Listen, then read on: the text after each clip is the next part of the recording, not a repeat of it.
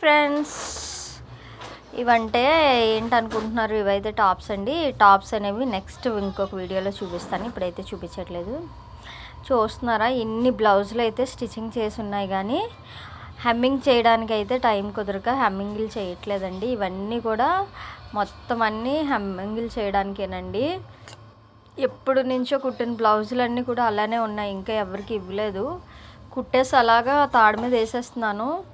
బ్లౌజులన్నీ అయితే కుట్టడానికి కుదరక, అలానే బయటకి ఇవ్వచ్చు కదా అనుకుంటారేమో. నాకు ఎందుకో హెమ్మింగ్కి బయటికి ఇవ్వబుద్ధి అయ్యిందండి. ఎందుకంటే నేను ఒక 4-5 సార్లు నాకు ఇలాగే ఫుల్ వర్క్ ఉన్నప్పుడు హెమ్మింగ్ బయటకి ఇస్తే అస్సలు చండాలంగా చేస్తారండి బాబు, అస్సలు బాగా చేయలేదు. నేను మళ్ళీ అవి విప్పేసి చేసుకున్నాను అనమాట.